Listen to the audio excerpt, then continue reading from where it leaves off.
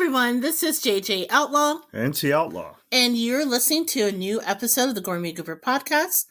I am JJ Outlaw, better known as the Gourmet Goober.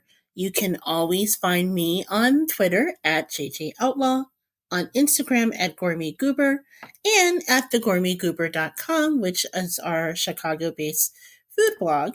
And as always, I'm here hosting every podcast with my BFF, partner in crime. I refuse to say that dude. I reluctantly call him the Dark Desperado. But my hubby, T Outlaw, aka Big Daddy, how's it going? It's going well. Hi, kids. I am T Outlaw.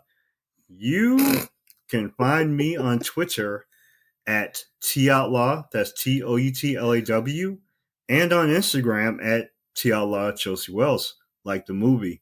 You can also call me a Dark Desperado, but why would you?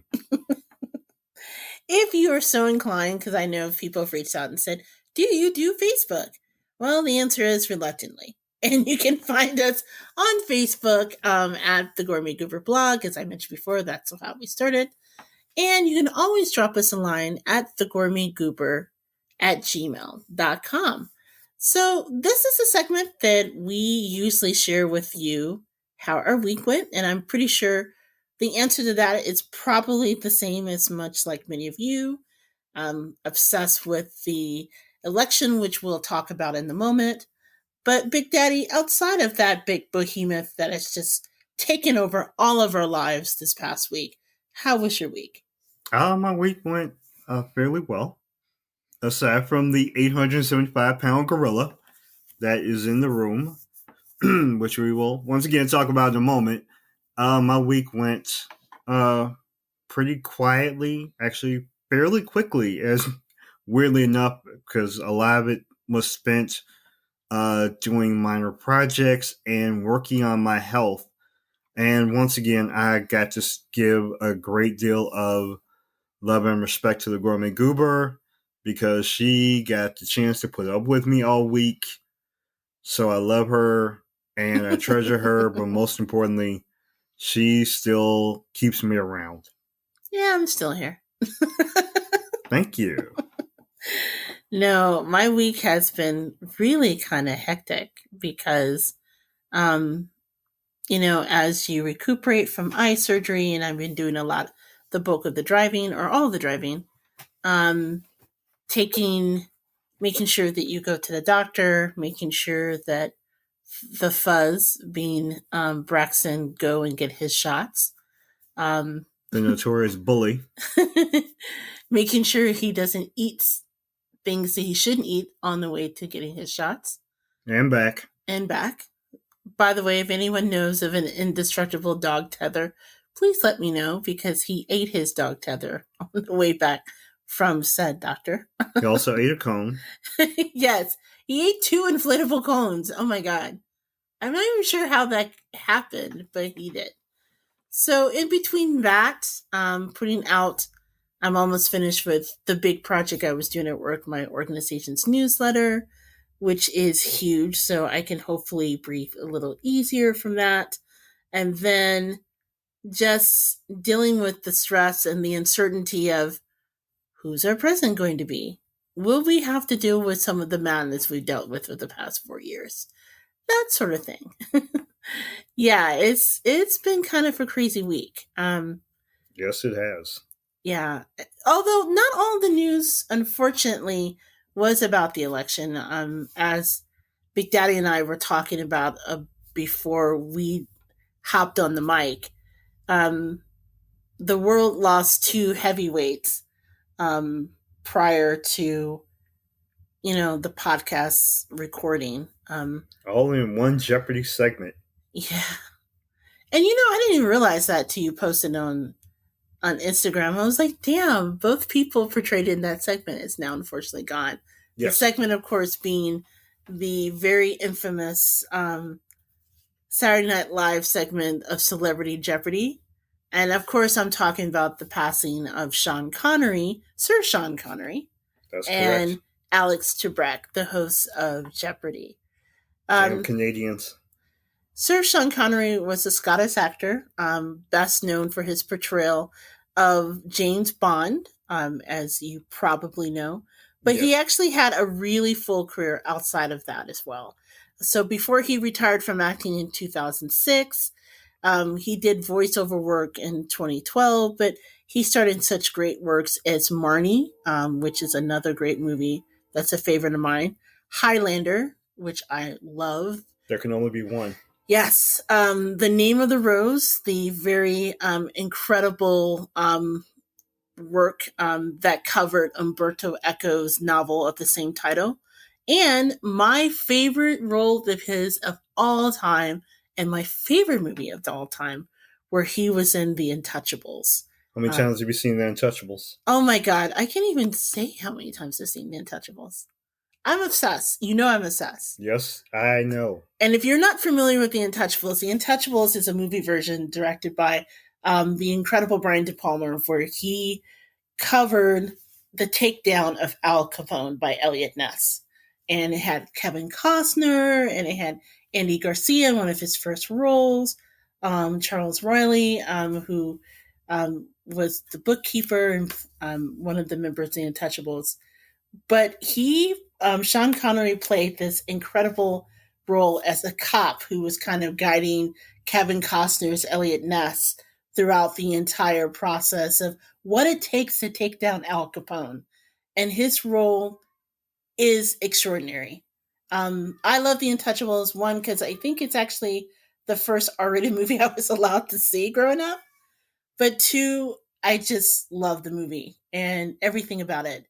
And seeing that I love Chicago, it's like a love note to Chicago. In fact, there's one scene, I don't want to give too much away, but it takes place at Union Station. Yes. And it involves a baby buggy and a great staircase and a shootout that takes place there. And I remember when I first married you and Yes. Big Daddy, and I used to take the train in Union Station, not realizing that's where they shot The Untouchables. And at one point, I found myself in the back entry where this scene was shot. And I was just so overwhelmed with, just blown away that I'm here in this iconic scene, place where they shot the scene. I literally started crying rather, at the top of the stairs. I was bawling. And they had closed that section off because they were using it for like some mucky muck with the mayor or something. And there was a guy who worked there, like a security guard, who was telling me you have to leave.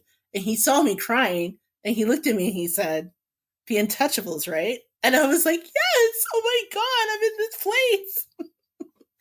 So it's definitely one of my favorite films. And for those who cannot see what the goobers, well, I guess everyone except me, you should really see the stars in her eyes as she says this and the expressiveness. She loves this movie. Yes, I love this movie. I love everything about The Untouchables. I get chills whenever I'm walking down Chicago and I'm in a street that's featured in the movie. I mean, I just love it. So hats off to Sean Connery. Unfortunately, I had the unfortunate role of waking you up and telling you of his passing. Yes. Which really sucked. It was kind of raw, but at the same time, it's just it was a weird Saturday morning wake up. But, no one ever talks about the movie that I liked from Sean Connery, which was The Rock. Oh my God, that's right. It's a silly movie, but The Rock is stupid. But hell, if you can tell Nicolas Cage to shut up. Go ahead and say it. No, I'm not gonna say it because you're not I gonna like say to be the line? respectable. There's a line in this movie that he's obsessed with. But something about prom queens. I'm not gonna talk about the prom queen tonight. But we're just gonna say that Sean Connery, just in the limited role he had in the movie, he stole the show. That was all I can say. But yes, I absolutely positively love The Rock. I'm that type of guy. Let's just say it. But yes, hats off to Sir Sean Connery. Yeah, Sir Sean Connery. And if you ever have a chance to see The Untouchables or any of his movies, because with the exception of Highlander 2, please don't ever watch Highlander 2. Including, wasn't there also an Indiana Jones movie? No, he was good in Indiana Jones and the Last Crusade. Yeah. Yeah, so he played Indiana Jones's father, which he revealed that Indiana took his name from the dog. As a native Hoosier, I was always a little insulted by that. But anyway, but his movies are great. The Untouchables are great. His role as Jimmy Malone in The Untouchables was just incredible. In fact, he got his only Oscar for that, which I'm sorry, he should have just gotten it for that whole The Chicago Way. That's right. You know, you send one of them to the hospital. No. Oh, they come to your house. Right. If they bring a knife, you bring a gun. If they send one of your guys to the hospital, you send one of their guys to the morgue. It's the Chicago Way. Excuse me. My bad. By the way, so yes. Where's Nitty? He's in the car. Okay, I'm out. I'm going to stop now because he knows that I know the entire Untouchables movie by heart because I've watched it for years since I was a little kid. Probably should not have seen it. It was a hard R, but it was still great. Yes. But outside of Sean Connery, today, as a matter of fact, as the time we're recording on November 8th, we found out the other bad news in which we have lost Alex Trebek, the legendary host of the syndicated game show Jeopardy. This is Jeopardy. Yes. So he hosted the show for over 30 years, I think 36 to be exact. Correct. And he was pretty much synonymous as the host of Jeopardy, so much so that, as we joked about earlier, just a few minutes earlier, there's a series of sketches that takes place where who plays? Okay, it's Will Ferrell portrays him, Alex right? Trebek, and Daryl Hammond played Sean Connery. Correct. Yes. So it was hard, and I was the one who delivered this news 8 days later after losing Sean Connery. Don't want to mess that up. I delivered the news to the goober that Alex Trebek had unfortunately left us after a long battle with pancreatic cancer. Right. We were told that he was with his loved ones when he passed away, which is comforting. And I, again, as we are, when I say Big Daddy and I are obsessed with Jeopardy, I'm not even kidding. There's like a Jeopardy game that we play, try to play once a week with our Echo. Our Amazon Echo. And then outside of that, we very competitively play Jeopardy whenever it's on, where we kind of fight each other to answer the questions first. I always lose. See, I was going to say that. But... No, this house, the goober takes over. But yes, my favorite will always be the fact that even though Alex Trebek, literally, everyone remembers him from Jeopardy, the thing is, this man, for the most part, he has hand in just randomly hosting so many different things. And he also played himself in pop culture in so many different places. Oh, yeah. But my favorite will always be the fact that I always hold on to this nugget. The fact that for 1 week in I believe it was 79, when there was an issue with Pat Sajak for a week, he actually hosted Wheel of Fortune. Did he really? Yes, he did. I didn't know that. Yeah.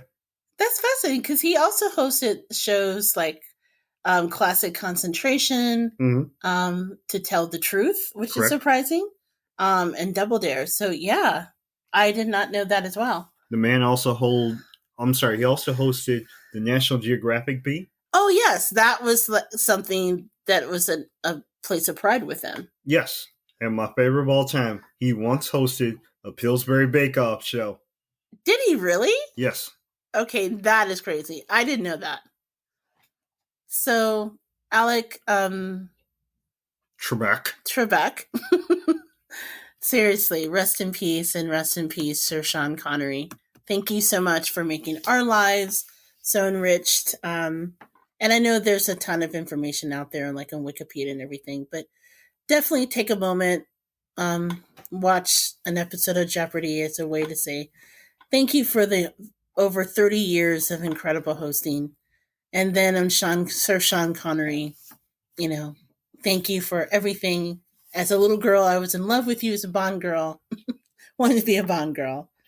So it was nice to be able to enjoy your wide range of roles while you were here. And thank you for that. Am I allowed to use the tangent that I'm going to go on with? Can I put Alex Trebek on the coolest white man list? Do you want to explain the coolest white man list? I don't know. Am I allowed to explain the coolest white man list? Okay, this is a list that you've had since college, and you've had to amend it. I didn't even know you were going to include. We don't have to include it. Well, you said it now. Now you're going to have to explain it. Okay. Okay. How do you explain it in a nice way? There is no nice way. It just is what it is, and this is no shade to anyone. Okay. You ever have that time when, you and your college roommate, you're sitting in your dorm room late at night after going to some random cafe after a night of tomfoolery? I love that there's a cafe. I know you guys were drinking. We might have engaged in a few spirits. I'm not your RA anymore. It's okay. That's all right. We may have engaged in, we had a couple of cheeseburgers. Yes. And some spirits. But yes, we late at night, my roommate and I, we all just hung out and just while, looking at the stars or something, we just said, well, let's just randomly throw coolest dudes on the list, like the Clint Eastwoods and whatever. Trust me, that will come up in a minute. And we went through a whole bunch of people that we thought were because, we always got to have cool brothers like Shaft or, I don't know. Sorry, just Shaft and a bunch of other dudes. But yeah, at the same time, my roommate came up with this cool white man list, and somehow Sean Connery was absolutely positively first. Oh, yeah.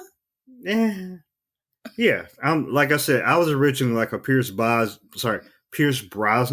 Bond fan. You could put him on the list too. There could be more than he one. Ended up on the list. Okay. But Sean Connery was the alpha, the omega of not only the James Bond list, but also the coolest white man list. And other luminaries were guys like, bear with us, this was the early 90s.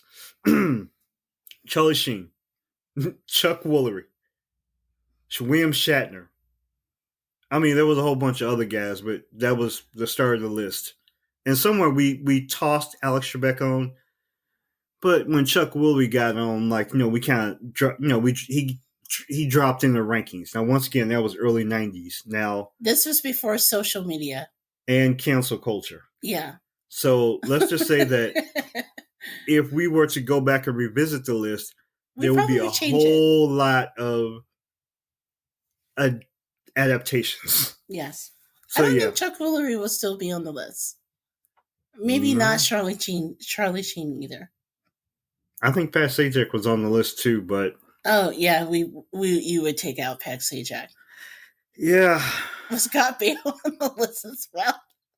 Lord, I hope not. By the way, which roommate came out with this? Was this Eric?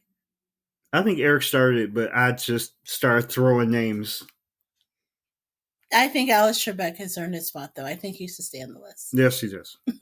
So basically, the two lasting images on that list were Sean Connery and Alex Trebek. Yeah. Rest in peace to both of you. William Shatner, but that was William Shatner, so. William Shatner's still cool. He is. Dude, he was in Wrath of Khan. William Shatner will always be cool for that. So was Ricardo Montalban. True. But anyway, rest in power, Sean Connery. I'm sorry, Sir Sean Connery and Alex Trebek. So outside of that, as we all know, and we talked about a little bit earlier, the behemoth that overtook everyone's life is the election. And at the time in which we were taping, 5 days later after the initial election day, we have a winner. So congratulations to Joe Biden and Kamala Harris. Hey, do we have an actual winner? Well, Okay, I live in the world of facts, Okay. not in the fantasy land of I hereby claim Pennsylvania for me. Can you Columbus an election result? That was so hilarious. I'm sorry. I tried not. Okay, we don't usually talk about Politics. politics on this show. We normally don't because of the fact that, yeah, some of the discussions and the people who lead the discussions have been rather toxic, and we don't want to sit into that, wander into that stew. I mean, the thing is that we're a show that covers food and pop culture.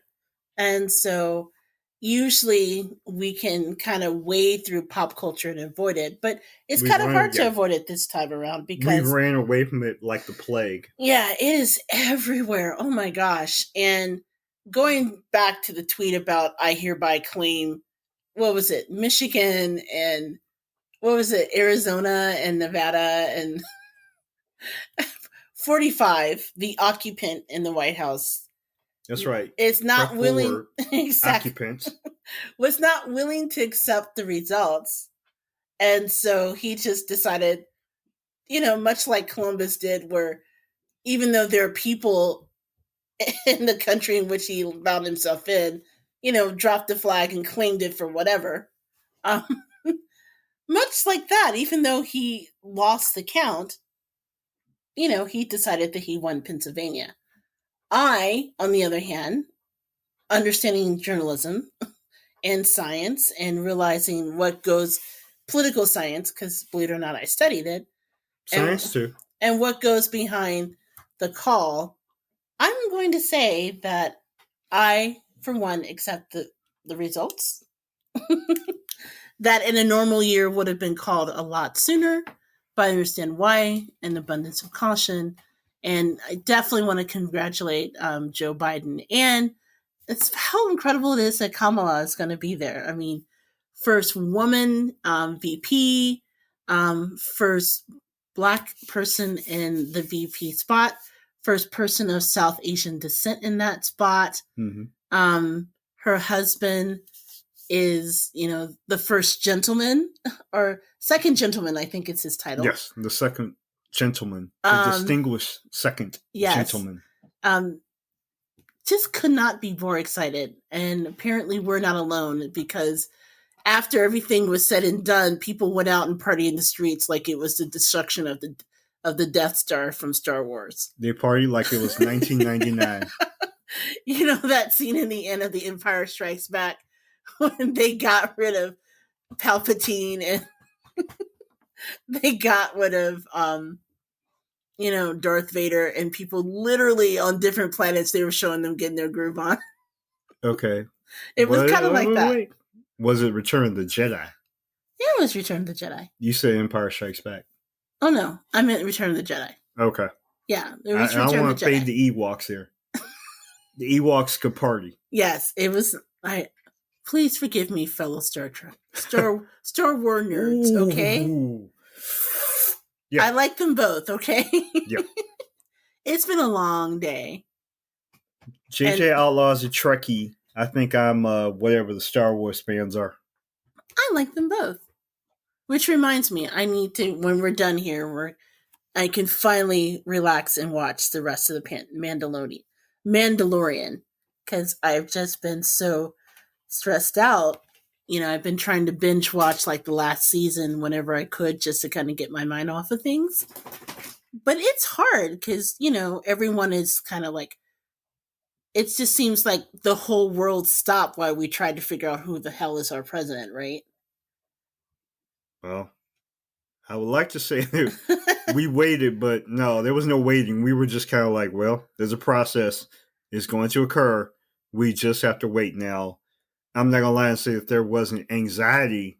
Oh, there was anxiety. We were up late that night trying to figure out where things were, right? Yeah, I was up late Tuesday night, Wednesday night, Thursday night.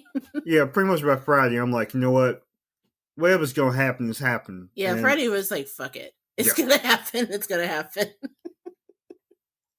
Although I have to say, though, it was interesting kind of just watching people's reactions as they were doing the same thing. Like it felt like we were all in it together.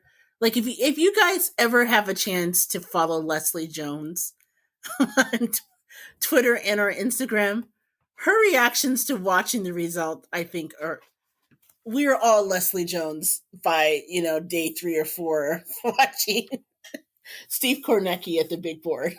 Yeah, because that's the thing. Like with Les Jones, she was basically given play by play of every aspect of this entire process with the different media outlets.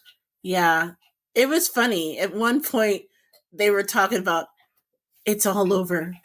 We just have to have someone tell the president. And Leslie's like, I'll tell that MFA. Give me the phone. I'll do it. And I'm like, Leslie Jones for everyone.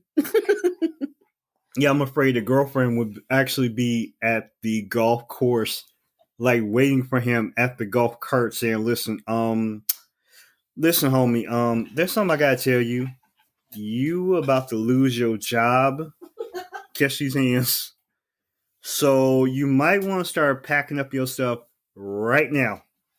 Matter of fact, I can help you with the supermarket sweep. Oh my gosh. Speaking of that, I think we had that on repeat. Like we had that primed on our phones, like the "You About to Lose Your Job" anthem. Yes. How many times did the Gourmet Goober play it though? Well, it was funny because on Saturday, I something just told me that Saturday it was going to break, and I was like, "Big Daddy, can I play it now?" No, not yet. Now, no. Okay, Fox News has, or no, the AP had him over 70. I know, but we can't do it yet. And then when everyone started calling it together, you're about to lose your job. It's a damn shame I had to wait for Fox News to finally confirm it. That was kind of sad. We had to wait and upon wait just on Saturday just to say, okay, everyone else has confirmed this. This is where we are. The world has brought it out, but we need to make sure that it's official. We can have any take backs. And again, I understand why they're so careful. They really had to be. And even now, the insane thing is there's still lawsuits, apparently, that's still going away, about, what was it, Georgia and Atlanta, and which is kind of stupid at this point. I mean, especially the whole thing about Pennsylvania, because Pennsylvania, they actually had like a YouTube page, like a streaming camera. So you could at any time go and watch them count the results. So it's not like it was close everybody. So Joe Biden and Kamala Harris won. They gave this incredible speech on Friday night. I admit I cried watching Kamala speak because it was just such a huge moment. And not to take shots at Kamala Harris, but right after I saw her give her speech, I cried. And then I wanted some ice cream. What? That's the truth. Literally, I'm watching this woman, the first, as you would say, female vice president, the first woman of color. I give her all the praise in the world.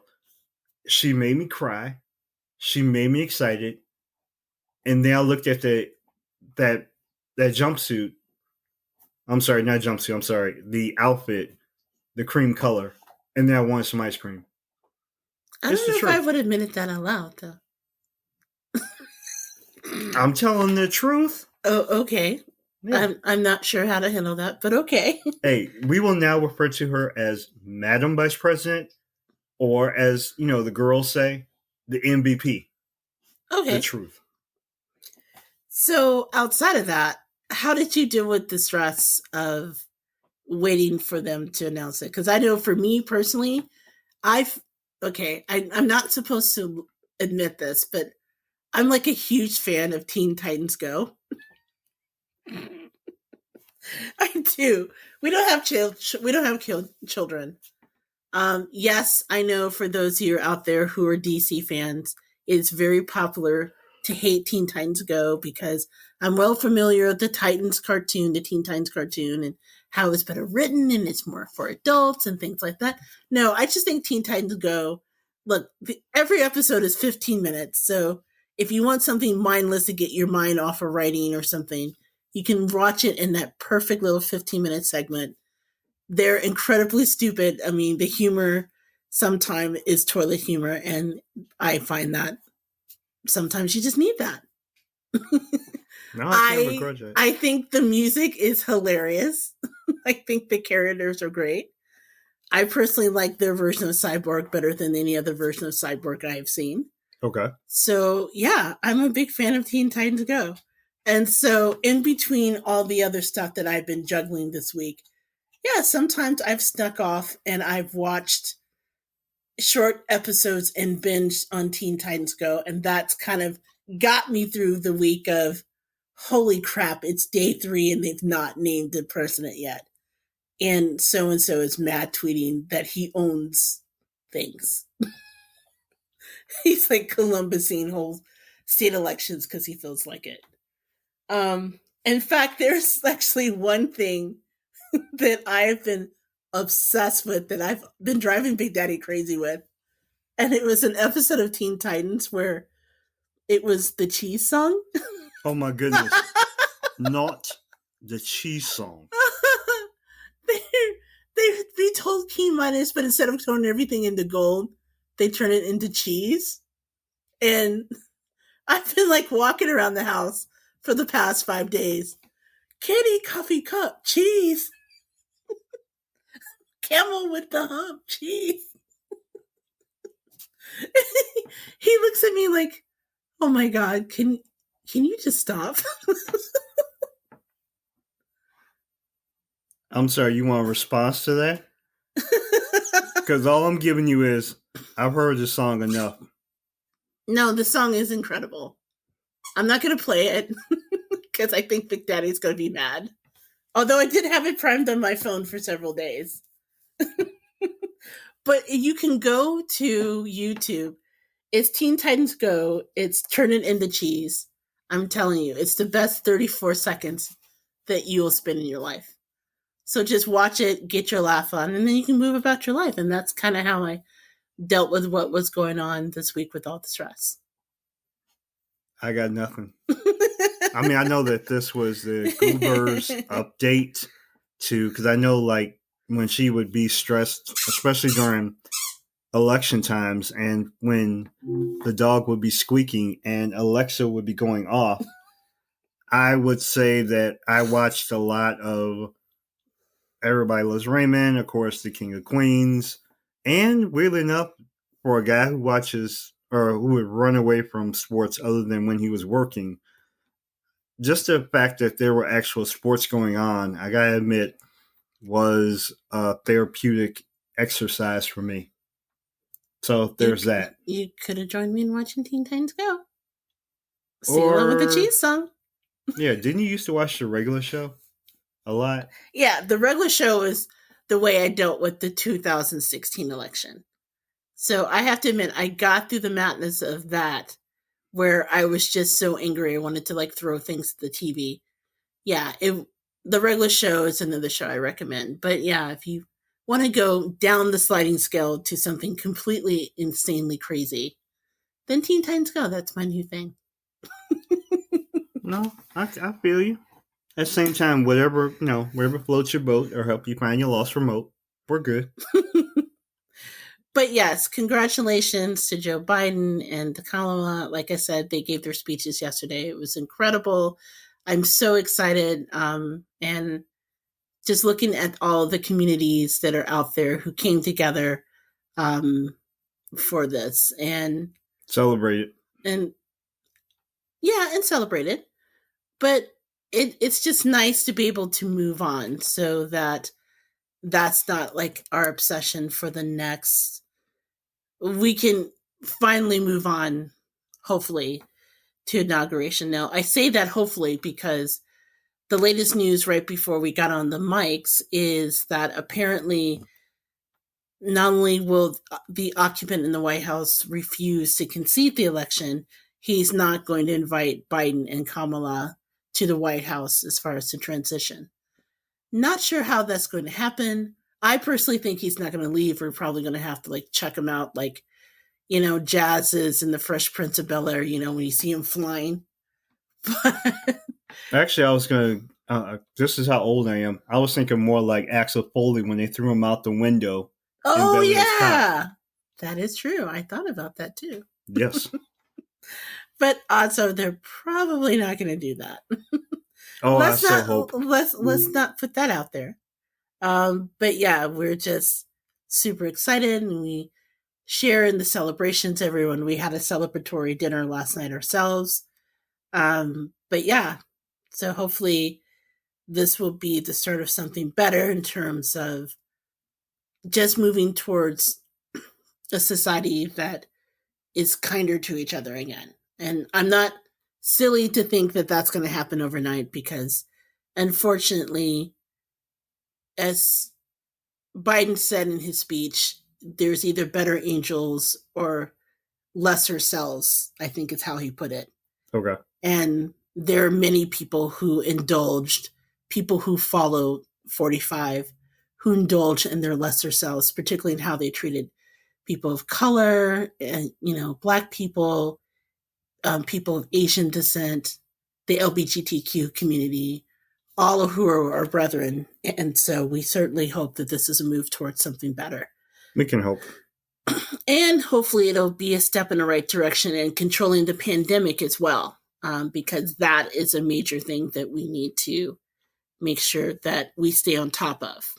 That way, if for nothing else, let's now focus on the pandemic so we can get back to what we like to do best. Talk about food and pop culture. More importantly, like actually go review open restaurants. Yeah, we missed that. And I know everyone listening still missed their old lives. So not to end the segment on a downer, but, until we get someone solid who wants to manage the pandemic as opposed to, let's just let everyone get sick. Yeah, we'll just, that way, if everyone gets it, then we don't have to worry about it. That's clearly not a way to manage it. That's clearly not a way to do herd immunity. Herd immunity should be done with, vaccines and not just let everyone get sick. So yeah, congratulations to us for voting in someone who believes in science, who can hopefully help. So I tell you what, why don't we take a quick break? And when we come back, we can talk about our 3 segments of the week. 3 things that we thought was rather interesting. Oh, no, it's more than 3 things, I think. Okay. On the What's Eating Us segment of the Gourmet Goober podcast. So we will be right back after this quick break. Okay.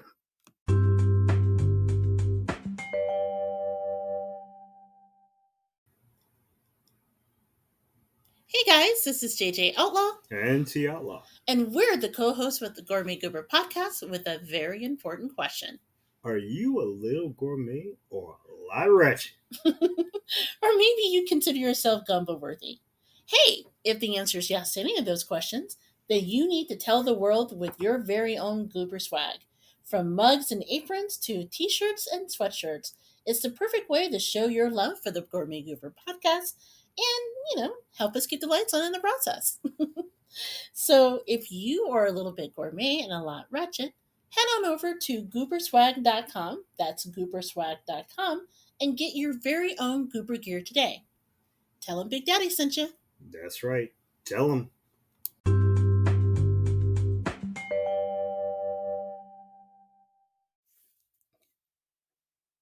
Hey everyone, we are back. I'm JJ Outlaw. And T Outlaw. And we are back with the Gourmet Goober podcast. Do you know your own podcast? I do know our own podcast. Thank you very much. It's just been that kind of day, you guys. That's all I got to say. But we are back with our second segment of the podcast that we call What's Eating Us. That's where we share food and our pop culture and stories. Dog. Yeah. What did you say? And we have a dog who's over there crunching. Yes. Well, this is the section where we talk about the intersection of food and pop culture. And yes, as Big Daddy said, you may also hear our dog who is currently going to town on his chew toys right now. He was perfectly asleep, and we thought now is the perfect time to record. And the second I walked towards the table where we had the setup all ready to go, he looked at me and was like, nah, not today. He wanted a contributor's license. Well, technically he is listed as a co-host, and my phone apparently is listed as one too, even though I turned it off. So sorry about that. Let's try this again. But yes, we have 3 stories this week that tie into the election. Well, a couple of the stories tie into the election this week. Mm-hmm. One that we have been talking a lot since we read about it in the New York Times several weeks ago. And it's about, there's a couple articles in particular that deals with the differences between Trump voters and Biden voters when it comes to their food preferences. Which is weird because I guess I've never gone that deep into it. You know, food is food, hopefully. Yeah, I tend to believe that the Biden voters eat duck and the Trump voters eat fish fillet. Okay, you don't necessarily know that. Yeah, okay. Although my trips to Chick-fil-A sometimes kind of leads me to believe a certain thing, but we won't go into that. No, we won't. But you know what? The New York Times was really curious about it. And back on October the 27th, they actually published this really bizarre quiz where can you tell a Trump fridge from a Biden fridge? And so they actually went into the homes of several individuals. They partnered up with a company called Lucid, which is an online survey platform. And they wanted to get a representative samples of people all throughout the United States based on who they plan to vote for. And then they asked them, hey, could you like open your fridge and take a picture of the contents? Hopefully they got a chance to clean their fridges. Yeah. Well, actually, looking at some of the fridges, I don't think they did.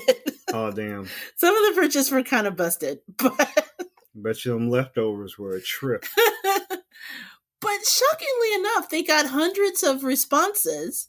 And basically what they did is they put the responses up an interactive interactive quiz on their website.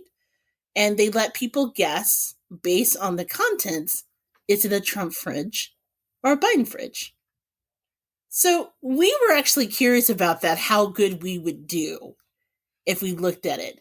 Because, you know, Big Daddy had very defined ideas on what's in the Trump fridge. And I think a lot of people have an idea of what makes a Democrat, like you always hear about them, like cultural elites. And I remember when Obama was president and they made a big deal of him eating arugula. And I was like, dude, it's arugula. I eat arugula. They sell arugula at the grocery store. I do not eat arugula. I eat lettuce. Yes, apparently Braxton is not a fan of arugula. Nor lettuce. Actually, that is true. We've been kind of amusing ourselves over the past month about what Braxton will eat. And we have found that Braxton is not so much a fan of... Well, no, actually, it turns out he likes banana. He just took a little while to warm up to it. Yeah. He really loves watermelon. But carrots, no. Carrots are abomination. And lettuce, actually, no. He's not fun. So basically we learned that the dog is not a bunny. That the dog may have some brother-like tendencies. And he does not like arugula. Yes. That we know of. So apparently by Fox News' logic, I guess he could be a Republican or a conservative. Because of arugula. Damn, that's where we are. So we decided that we would share some of the examples of the fridge. And Big Daddy, I'm going to test your knowledge to see if this is a Trump fridge or a Biden fridge. I didn't prep. I'm afraid I might flunk this test. Well, you know what? There's no scoring exam to it. There's nothing that you have to worry about consequences. Okay. So, you may get bragging rights if you know the difference between the two. All right, cool. Because, My SATs were okay. My ACTs were better. Anything to help me boost my, my mental capacity, get me into Mensa, the Mensa of fridges. There we go. I'm in it. I'm down with it. Okay, so this first fridge looks like it's filled with leftovers. There's like tons of like circular containers that are kind of nondescript. It looks like, wow, they drink a lot of milk. There's like 3 quarts of milk in there. There's like a section with loose eggs. Just like something really random. It looks like it's some kind of like pan that's in there as well. I mean, they have a whole ass pan. They have like a whole ass pot that's in here. Okay, this is too damn easy. Okay, is it the Trump fridge or a Biden fridge? It's gotta be a Trump fridge. It's gotta be. Okay. Actually, sorry, it's a Biden fridge. Oh, hell no. This is some bull right here. How the hell is that a Biden fridge? Okay, all right, second fridge. Okay, I gotta redeem myself. Okay, I have to say, this fridge is a mess. So whoever took a picture of this fridge, dude, wipe down the fridge before you give it to the New York Times. But I guess it doesn't matter because it's not like they're putting a name to the fridge. But I know I would be embarrassed. So anyway, it's a fridge. Again, lots of leftovers. It looks like in the vegetable keepers, they have some carrots. They have some lemons. They have Ready Whip. It looks like it's a type of chow chow type relish. There is some mayo. There's definitely some Hellman's mayonnaise. No, young white boys. That's or young ladies out. I'm sorry. You don't know. Hey. Here's a clue. There's hummus, what looks like hummus in the fridge, and one of the meat keepers. Okay. All right. So, is this a Trump fridge or a Biden fridge? And let me just say that it looks askew. It's not like perfectly organized. There are clues in there, but at the same time, I will, from sight, take the opinion that it is a Biden representative. Yes, it's a Biden fridge. Ding, ding, ding, ding, ding. Who, Rob? That's right. Okay, all right. I'm back on deck here. All right. Okay. This one's more confusing. It looks like there's nothing in the fridge, honestly, save for a bottle of soda. And the soda is turned around, so you can't see the brand of the soda. This is like, but it's a red label, so it could very well be either Dr. Pepper or a Coca-Cola. Well, actually, from the dark red, it looks more like a Dr. Pepper. So there's nothing else in the fridge. The fridge looks completely clean, except for the Dr. Pepper. This is like a college student like fridge. Is it a Trump fridge? Oh. Or a Biden fridge? Oh boy. Okay. this might. Ooh, I was kind of hoping we get like a good clear sign of what the drink would be, because we know it's not a tab. Well, no, sadly, it is not a tab for tab fans. I'm really okay. I know that you normally don't. We decided you're not going to peek at it, but look at it. Just take a look. That's a Dr. Pepper label, right? Because of the darkness. It kind of looks like a Dr. Pepper. So only thing that's in there is a Dr. Pepper, and that's it. It's just clean. Other than that, Trump fridge or Biden fridge? I think I'm going to err on the side of flipping the deck and say that this is a representative of the Trump organization. Before we reveal the answer, tap an object that suggests this is a Trump fridge. Oh my god! They actually said that. Before we reveal the answer, tap an object that suggests this is a Trump fridge. So what? Just the Dr. Pepper? The drink, yeah. Good guess. It's a Trump fridge. Yes. What? We just high-fived. That's hilarious. So wait, are they saying that only Trump people drink Dr. Pepper? I like Dr. Pepper. No, I have nothing against Dr. Pepper. Dr. Pepper, they make very good drinks. I'm Okay. just thinking, just by the way that the refrigerator lent itself, and the fact that there was nothing in the damn fridge. It was clean straight through, you guys, except for the bottle of Dr. Pepper. Okay. So, oh gosh.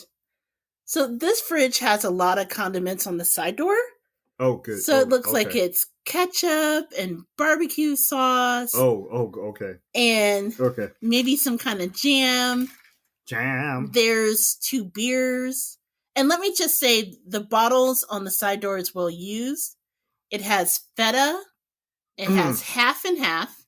A lot of beers. A lot of bottles of beers. It's 1, 2, 3, 4, 5, at least 5. It has some vegetables that are spilling out. So it has like some green beans that are spilling out on the top of a container.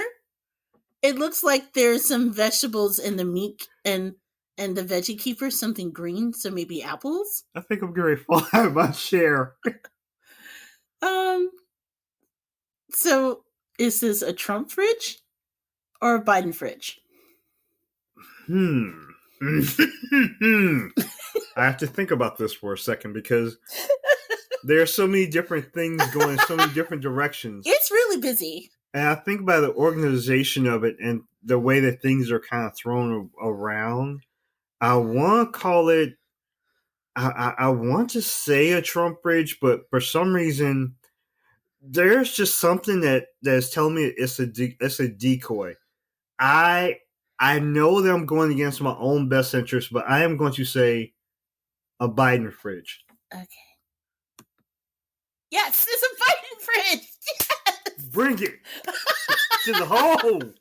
I think we found your secret calling. Oh, this one's going to be tough. Okay. First of all, there's not a lot in the fridge. So there's 3 shelves, right? On the bottom shelf, it looks like it's a big container of the dry creamer. Like, okay. If you ever get, like, I forget the brand. I recognize the brand from the back of it, though. It's odd they put it in the freezer. I mean, the fridge. And it looks like it's a roll of Tennessee Pride sausage that's on the bottom shelf. On the middle shelf, there's nothing but a couple of Ziploc bags when it looks like it has pizza in it. On the top shelf, surprisingly, there is more creamer.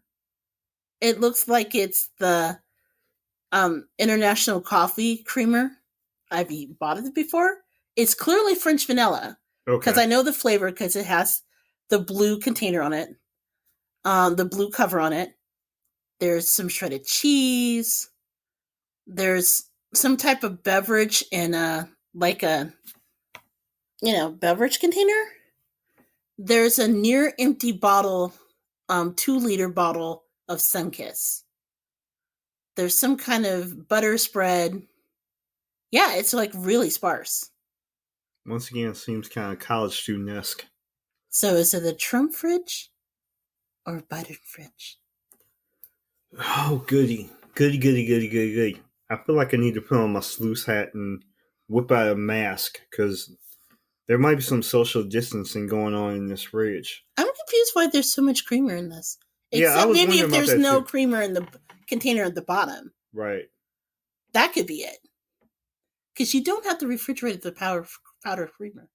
That is okay. You do not. I feel like, once again, this may be the refrigerator that stumps me.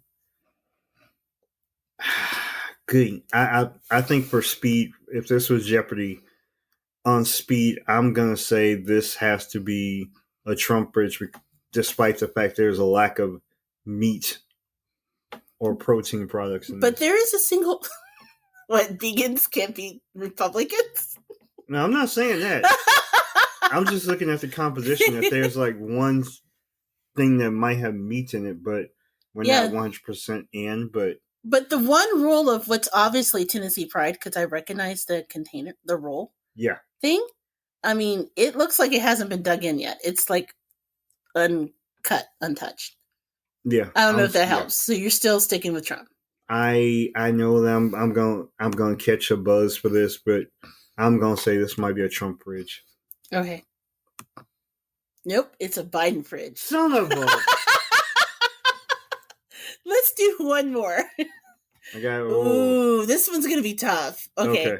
This one is going to be tough. All right. I'm gonna just cheat because I'm just gonna show this to you. Oh. You guys should see his face. He's like, what? Okay, because there's like a lot going on in this. All right, so I'm going to try to describe it for our listeners. Okay, good luck. This is a very busy, non-social distanced fridge. Yes, it is crowded. It's stuffed to the brim. It looks like amongst the contents there's a bottle of beer. It looks like that's either a bottle that has been opened and used of either salsa or pasta sauce. There's Mountain Dew on the top shelf. What the hell is that? I think it might be yogurt.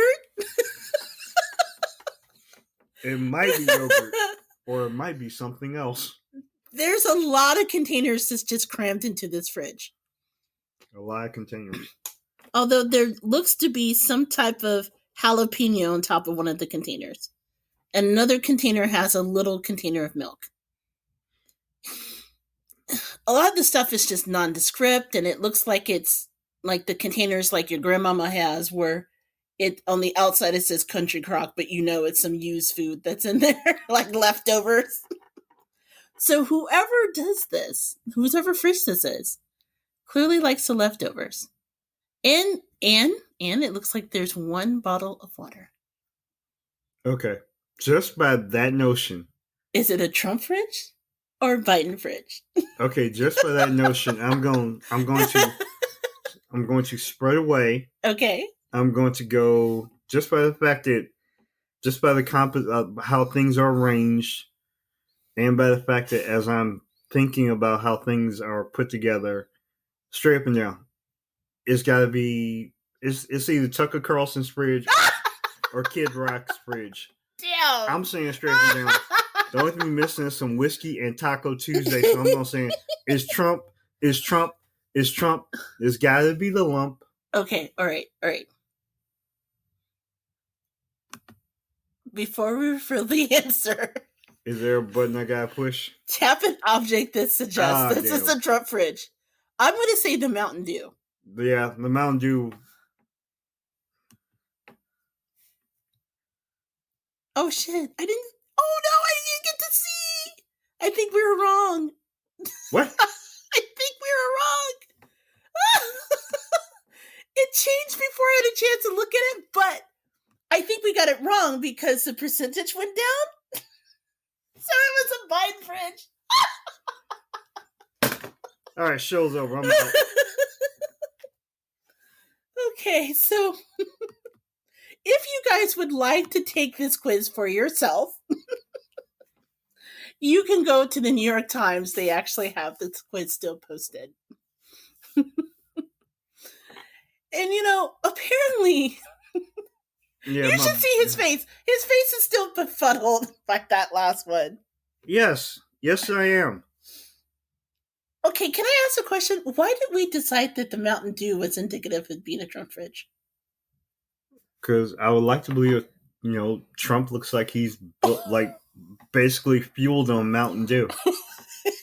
A lot of his followers seem like they're fueled by Mountain Dew. His son looks like he freebases Mountain Dew, but that's okay.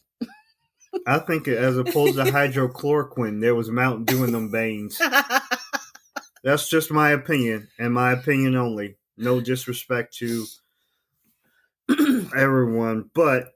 Wait, the Gourmet Goober podcast would like to personally say that we have no aspersions one way or another towards the makers of Mountain Dew or the Mountain Dew drink. Please consider us for a sponsorship deal sometime in the future. Thank you, management. Thank you, and good night. Well, shifting gears, but only a little. Another story that we found that was fascinating And again, it ties food to the election, was something that Big Daddy had brought to my attention. And that is that in many respects, the division that exists not only exists in the fridge when it comes between Trump voters and Biden voters, but it can also be representative as well when it comes to where someone chooses to shop. In fact, Big Daddy had shared with me that there's a scenario that is taking place where it's based on whether or not one goes to Cracker Barrel or one goes to Whole Foods. It's like East Coast, West Coast, but really it's like Cracker Barrel, Whole Foods. And it goes the way that you think it would, but at the same time, just the way that the elections have fallen, actually is kind of interesting by the percentages and by the candidates that have been brought forth in the presidential elections. That's the thing that intrigued me the most, because I thought it was just a once off once I looked at it at first, but just the way that it was broken down and the fact that somebody actually put together this type of research and or someone may have put money into this just amused me to no end. Well, this is actually surprising. So this was also what our conversation was based on an article in a part of the New York Times that's called The Upshot, where it says to beat Trump, Democrats may need to break out of the Whole Foods bubble, and it was written by David Wasserman. However, this has been something that has been analyzed for quite a long time. In fact, you had shared with me that there was a survey that people were following since the 90s. Yeah, since 1992, and the first Clinton selection. So the idea goes a little bit like this, where that because of the difference in where individuals choose to spend their time and their money, that Democrats, according to this logic, live within a mile or spend money within a mile or several miles within a Whole Foods, a Lululemon, an Athletica, or an Urban. Yeah, like the Lululemon yoga pants thingies. Oh, the Lululemon. Oh yeah, Lululemon. Sorry. Oh yeah, I know about them little girls in the Lululemon pants. Trust me, I watch. Okay, maybe you shouldn't say that. Okay, maybe I don't watch. Yeah, that makes you sound kind of leery, and I know you don't mean it the way it sounded. Okay, cool. I'm out. But, okay, we're going to move on from that. But it's interesting. They were talking about that 69% of U.S. voters live closer to a Cracker Barrel, a Tractor Supply company, a Hobby Lobby, or a Bass Pro Shop, as opposed to one of the high-end brands like Lululemon or Whole Foods. Okay.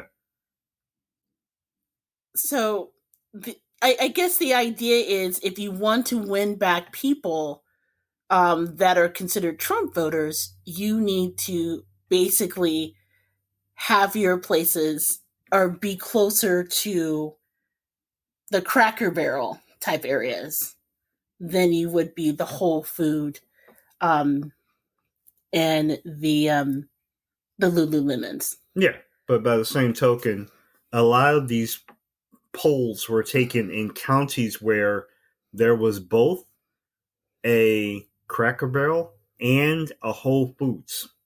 And they could basically dictate the vote? Yes.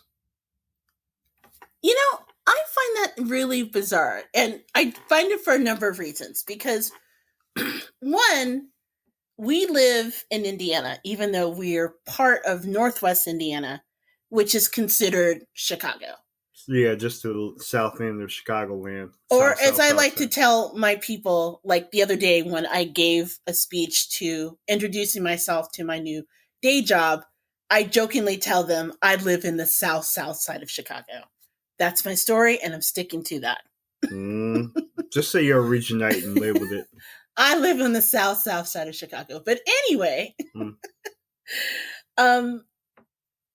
growing up in Indianapolis, like there was a Cracker Barrel near me, Okay. And the Cracker Barrel, like the area where I lived in, okay, maybe that's a bad example because I was just thinking, I was just thinking, okay, at the time in which we moved there, it was unfortunately not very diverse when we moved into that neighborhood. Okay. We were the one of the first Black families that moved in, and I think I told you, unfortunately, a lot of their responses to us, like putting up huge gates and getting big dogs, and I don't want to go there, but it was decidedly conservative, right? Okay. But then the area in which it had the Whole Food, that was near Carmel at the time, and that side of the city, like Carmel and Fishers and all of that. The bush. Yes, the bougie part of Indianapolis, if you will. And they too were hella conservative. So I don't think this fits everywhere because I do know there are quite a few people that aspire to both. Like, I like shopping at Whole Foods. In fact, we were talking about getting Thanksgiving dinner from Whole Foods this year because I'm not cooking. I've decided that this year is so weird that for the first time in my entire married life, except when I was at my parents', I am not making a Thanksgiving dinner. I'm going to let someone else do it. The gourmet goober has stated her wishes, and thus, I guess I'm having this Whole Foods dinner. So, well, no, we talked about it because we looked at different things, and it actually looked pretty reasonable for what you get. But then again, I too have spent time at Cracker Barrel and have gotten my whole life at Cracker Barrel because I like Cracker Barrel, the menu. Now, is the place that Cracker Barrel, like the market that's connected to it, problematic for a number of reasons? Yes, because it becomes apparent as you wander through that it reflects a time that wasn't quite for us as Black people. Okay. But on the other hand, when I came home, when I used to live in Indianapolis and I went to college, going to Cracker Barrel was kind of like our routine. So my parents would come and pick me up when my school year was done. And on the way home, we would stop at Cracker Barrel and we would get something to eat. So we would just have some of the Southern food, which my mother grew up with and she really liked. This is the gourmet goober's way of justifying her love of Cracker Barrel and her, Midwestern roots. Okay, obviously I didn't realize I was blind to how problematic the store is. And I think it actually touches base a little bit what they were trying to say, where it's the idea of Whole Foods and the elites and the assumption with it versus Cracker Barrel, and a lot of the appeal, it's a retroactive time. Okay. So it's a nostalgia based factor. And even if you think about it, it does make sense in a way, because what was the tagline of the Trump administration? It was "Make America Great Again." It looks like they're looking backwards. Yes. And what looks backwards more than Cracker Barrel? It is certainly that. Yeah. The only way I can look at this is as I'm trying to be as objective with this as I can, because from my point of view, I, as a person who grew up with really neither. I mean, even though there was always Cracker Barrels around, I never really went to a lot of Cracker Barrels, even though my mom and dad were, from time to time when they would have little get-togethers, their family, they would go to Cracker Barrel. For some reason, they never invited me, so that's cool. But I also had never seen a Whole Foods market until really, actually, until we were married and we lived in Illinois, in a suburb. Yeah. And the suburb where we lived in was hella conservative. Yes. So again, I think it's good in practice, and I think it feeds into the whole idea of the whole elites factor, which, by the way, I gotta say, I don't know who came up with that idea, but that is hilarious. Like, who were we watching where we were flipping through election results? And we normally don't watch this channel, but it was someone where they were talking about, well, the elites are trying to convince you that Biden really won the election. And I'm like, okay, first of all, He did win the election because, math is math. We can't change that. Math is still math. And, if your goal is 270 and you get 279, congratulations, you won. That's just how it works. You have reached the meter, yes. You have reached the end of your destination. Yes. But then, too, I'm laughing because the whole, elites thing, and I'm just like, no offense, a lot of people I know who vote a certain way are not liberal elites at all. And I'm just looking at my husband like, oh my gosh, I did not realize that we were living in all this refinery in our mansion. Have you been hiding this from me? I didn't want to tell her. We lived the bushi. We just didn't tell them this. Wow. I had no idea. As we're feasting on Church's chicken for dinner because I was too tired to cook. Hey. Hey. Sometimes churches can be the bushi too. So, we say this, and you can actually look it up and Google it. There is actually a lot of different articles that cover the Whole Foods to Cracker Barrel phenomenon. But a lot of times, I guess this is actually one of the factors that individuals are using to compare the whole political spectrum of how someone their vote will be leaning. Yeah. Which isn't necessarily the case in my experience, but I just think, just got a question. If Whole Foods versus Cracker Barrel, which I think is probably not a good representation because, again, living in Westmont, Illinois, and seeing all the people who went to the Whole Foods nearby, I can assure you they're probably not blue voters. I'm just saying.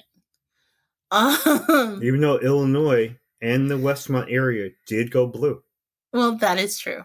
Yes. But we also know that it's the city itself that drives them being blue, not like the up or downstate areas. Yeah, we'll go with that. It's just kind of like Georgia. Georgia went blue in large part because of Atlanta. And the surrounding areas. Right. So my question to you is, if Whole Foods versus Cracker Barrel isn't a good representation of who's the quote-unquote liberal versus the conservative factor, is there something else you would use in regards to something? Like, is there like an alternative to that? Popeyes and Chick-fil-A. Ooh, that's good. That was not a reach. That was just a throwaway. No, that's actually a perfect representation of it. Oh, wait a minute. No. I have one that it may not resonate, but everyone, if they really think about it, it talks about it. Right? Would we say White Castle and Crystals? No. Okay. Because that's more of a regional thing. Okay. North and South. Yeah. So Mason-Dixon. Yeah, that's more of a regional thing. Because again, in places where they have crystals, they actually sell White Castles, but they sell them in grocery stores. Right. Like when I went to grad school in Mississippi, they did not believe that there were White Castles that were actual restaurants. I remember going home and taking a Polaroid and showing my students, like, see, I didn't make this shit up. It's actually a White Castle's drive-thru I'm in. They exist. But actually, I think Chick-fil-A and Popeyes would probably be a good representation of it. Okay.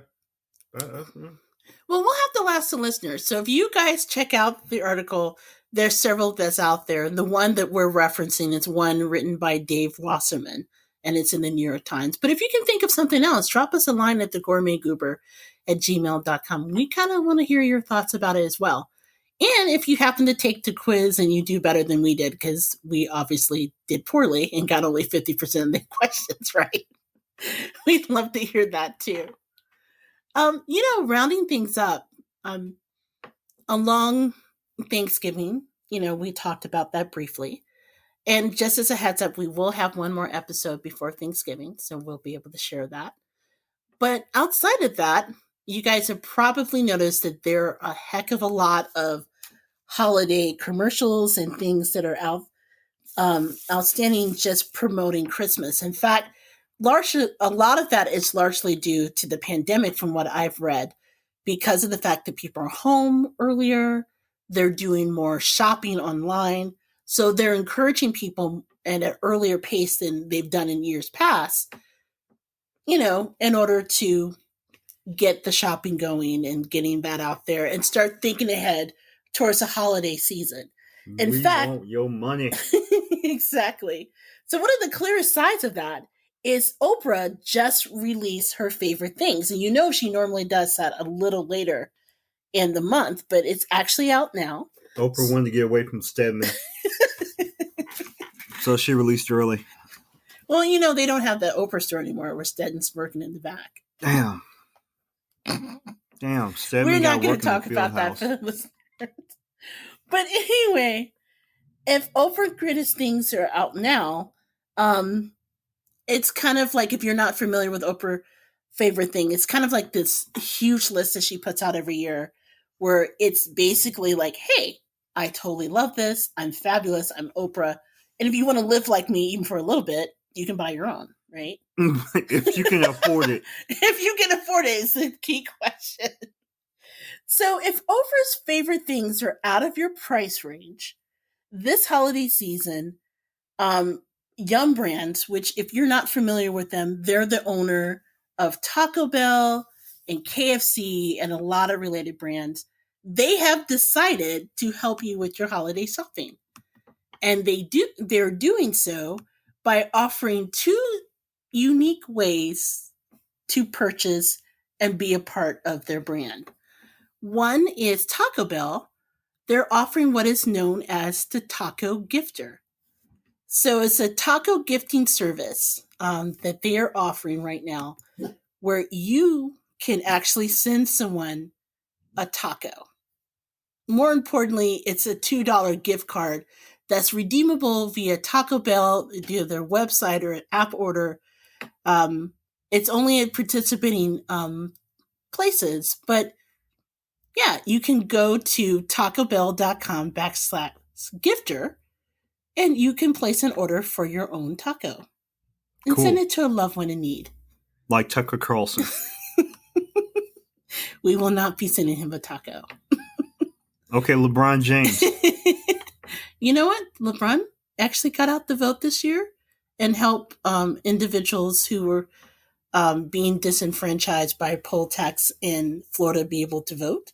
So yeah, LeBron, I would send you a taco. If I were you, LeBron, if the gourmet goober sends you a taco, I would need it. Hey, I meant that. So even though I'm not a LeBron fan, I would genuinely send him a taco. Okay, I'm sorry. I rescind my comment.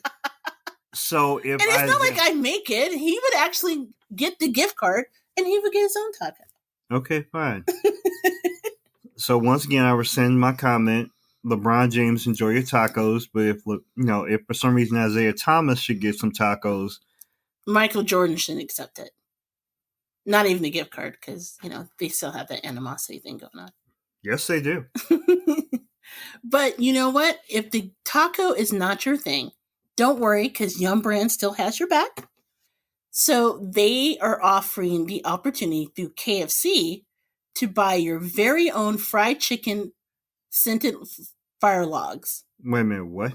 Now, we talked about this last year. So you can get a Euro log that will be able to burn in your fireplace, and it'll smell like 11 herbs and spices from KFC.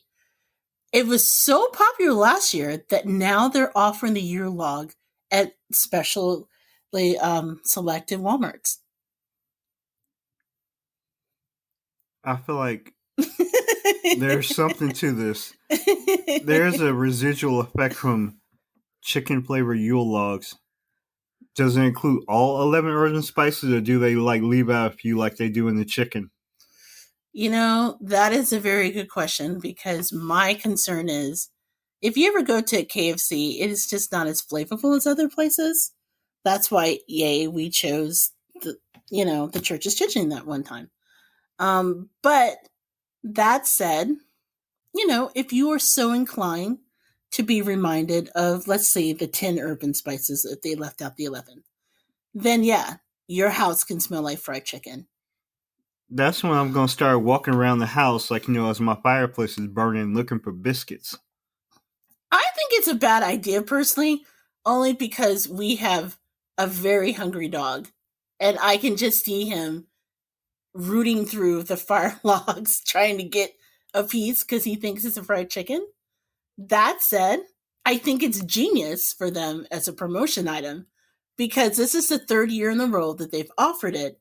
And every year the holiday item has sold out very quickly because, you could only get it online. It was limited to, I think one year they only had like 1,000 that they sent out.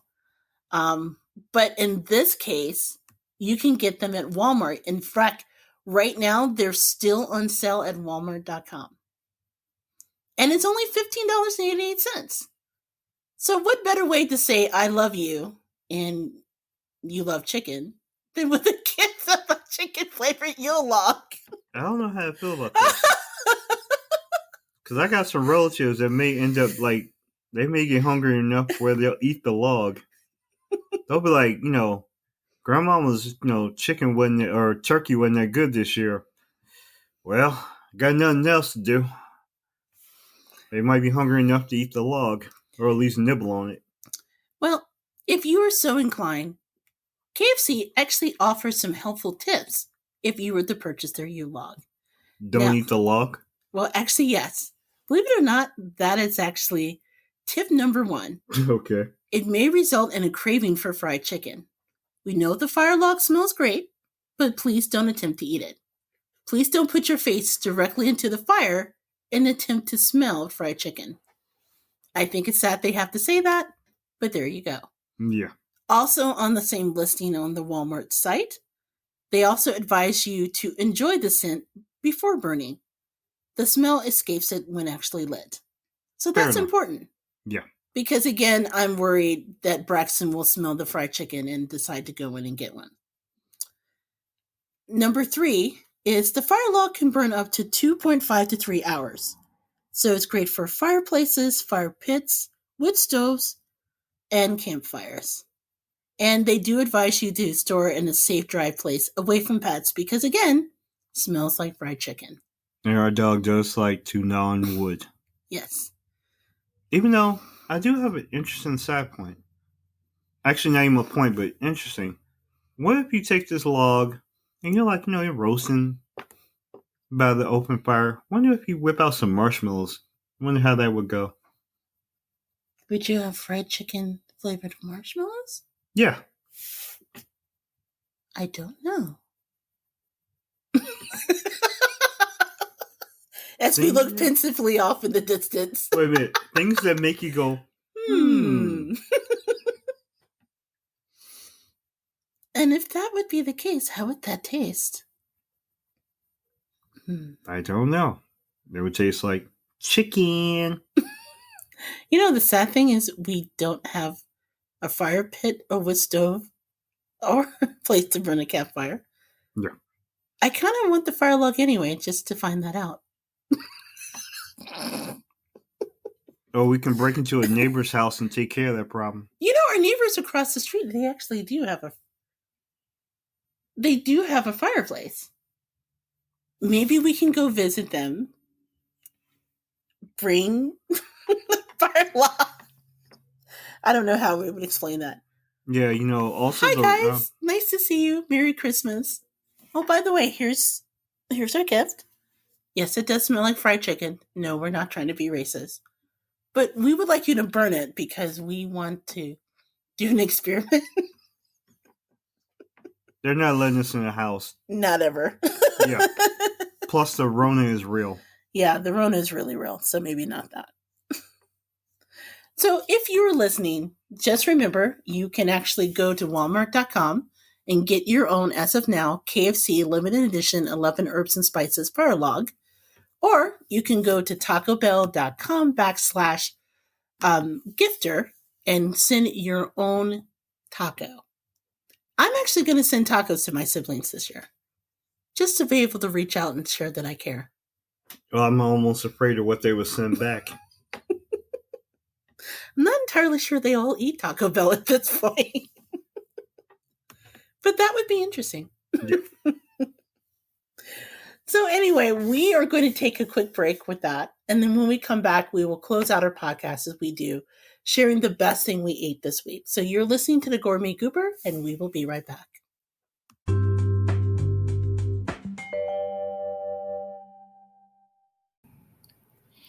Hey guys, this is JJ Outlaw. And T Outlaw. And we're the co-hosts of the Gourmet Goober podcast. Let me ask you something. Have you guys ever thought about starting your own podcast? Yes. I know when we were starting to get this podcast off the ground, we had a lot of questions, right? Like, how do we record an episode? How do we get our shows and all those apps that people like to listen to? And more importantly, how do we make money from the podcast, right? Well, the answer to every one of these questions is really simple. Anchor. Anchor is a one-stop shop for recording, hosting, and distributing your podcasts. Best of all, it's 100% free and ridiculously easy to use. And now, Anchor can match you with great sponsors who want to advertise on your podcast. That means you can get paid to podcast right away. In fact, that's kind of what we're doing right now. We're reading this ad, right? Mm-hmm. We love Anchor. Anchor has made it really simple to start the Gourmet Goober podcast. It's been a great thing to use, and Big Daddy's a big fan. Yes, I am. So if you wanted to start a podcast and make money doing it, just go to anchor.fm/start. That's anchor.fm/start to join me, Big Daddy, and the diverse community of podcasters already using Anchor. Again, that's anchor.fm/start. We can't wait to hear your podcast.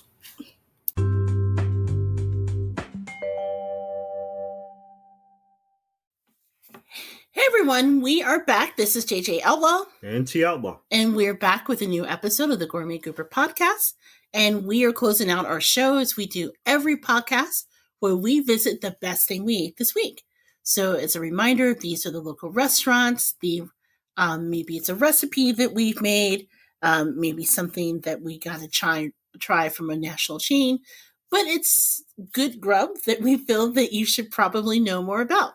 As always, I put a link to either the recipe or the restaurant in our show notes.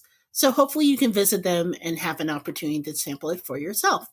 And so this week, Big Daddy and I have a couple of different items that we wanted to share. And Big Daddy, as always, in our best thing we ate this week, you go first. Yes. I, T Outlaw, have decided that this week's best thing I ate was actually something that was prepared by the Gourmet Goober that was adapted from a recipe. I believe it came from the kitchen or the Food Network. Yes. Chef Jeff Morrow? Yes. Yes. I don't know if she had talked about it in recent episodes, but this was in reference to a Chicago classic.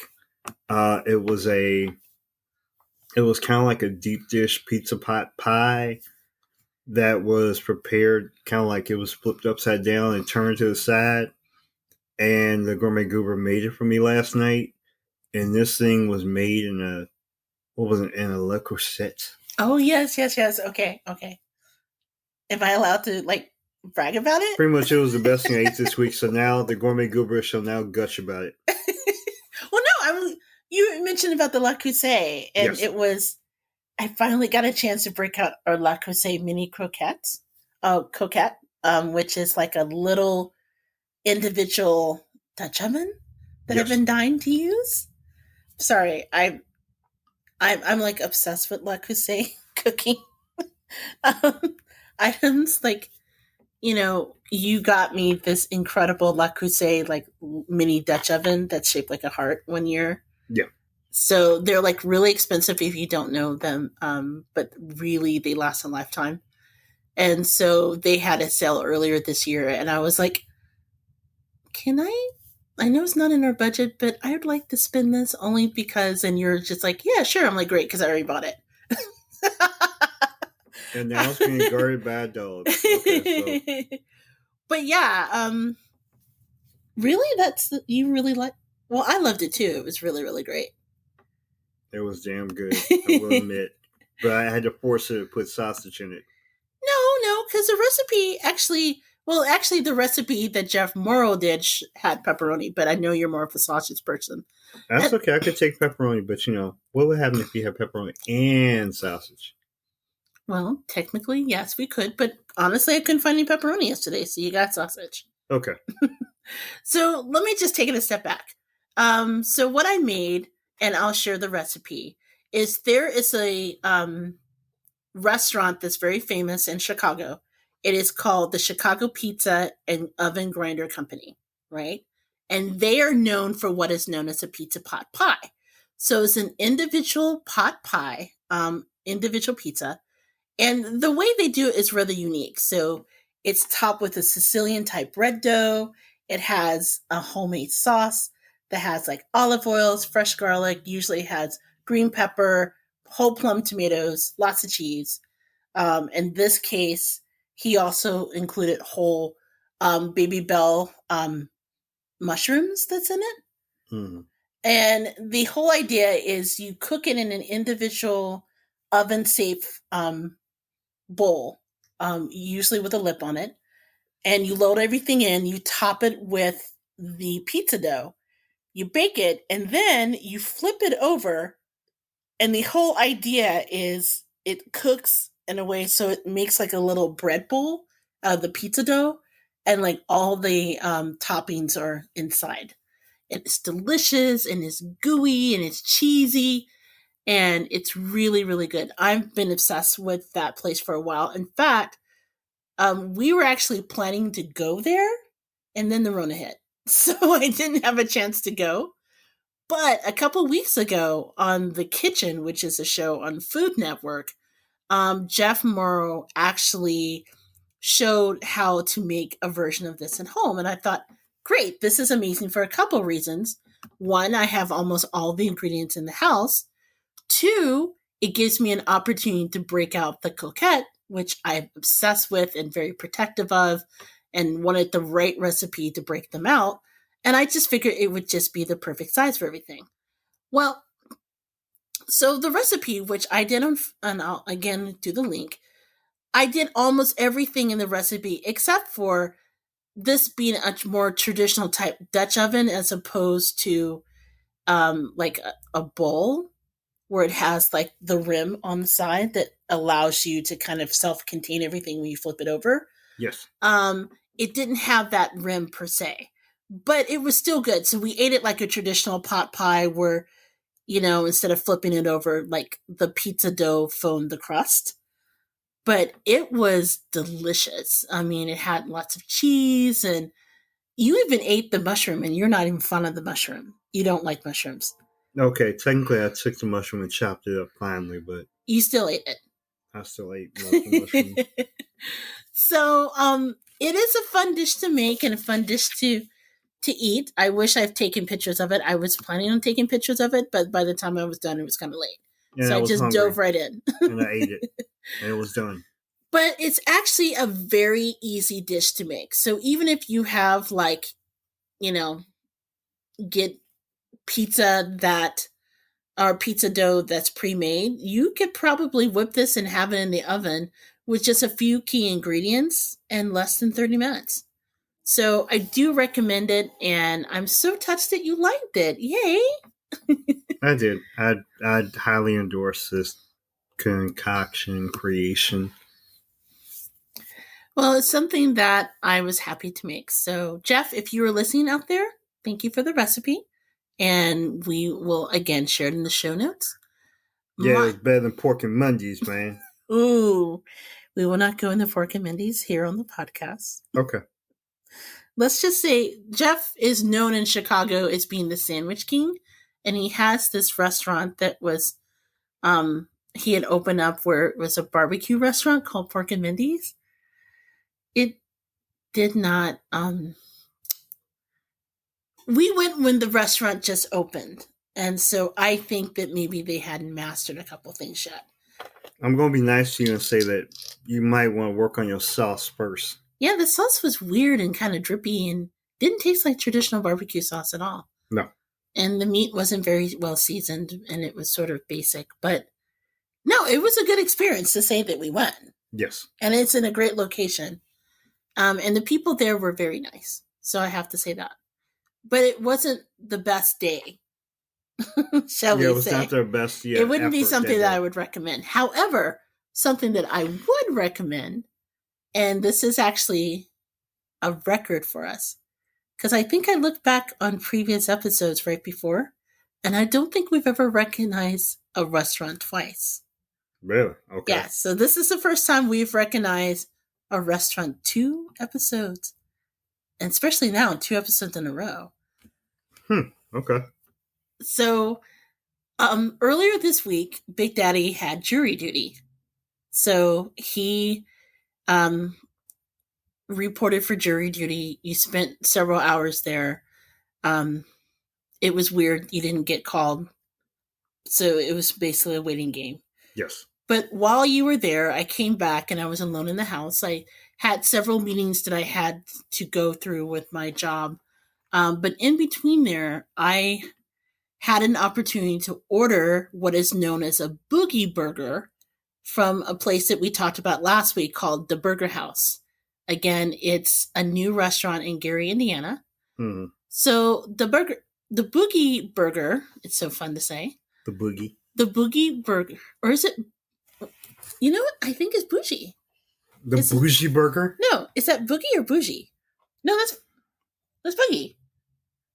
We'll go with boogie for this one. We'll go with boogie. Yeah. So the boogie burger is a 4-ounce burger that is actually topped with shrimp. It's breaded and fried shrimp.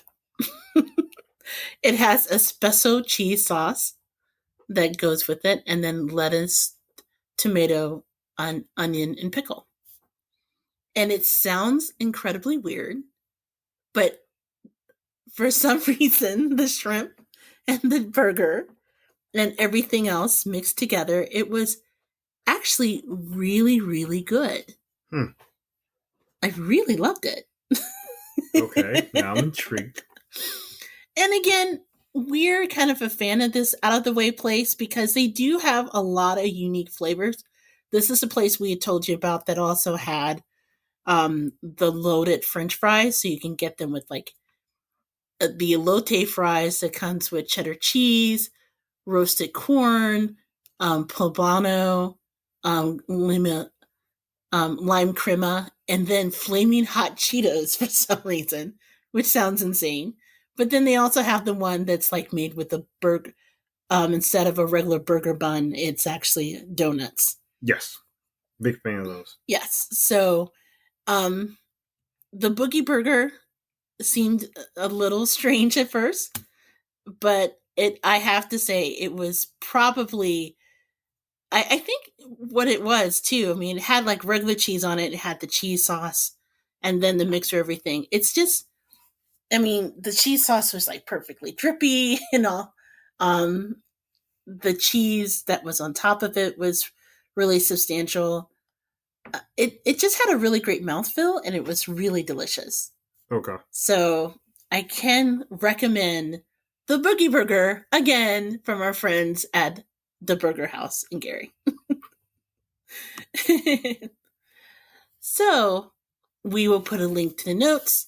We will put a link to the recipe for the Jeff Morrow version. And if you are in Chicago, because I have friends who absolutely swear by the Chicago Pizza and Oven Grinder Company, I'll put a link to that as well.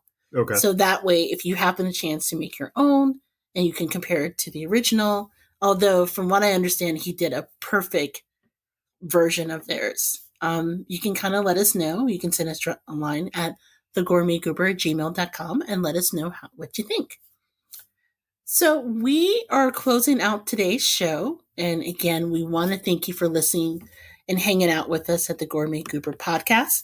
We also like to give thanks and love to the veterans who served and are here to protect us and keep us strong with their sacrifice. Yes, that is true, because by the time this podcast goes out, and it'll go out on Wednesday instead of Tuesday, it will be Veterans Day. So as a proud daughter of an ex-Marine, I wanted to say thank you as well for their service.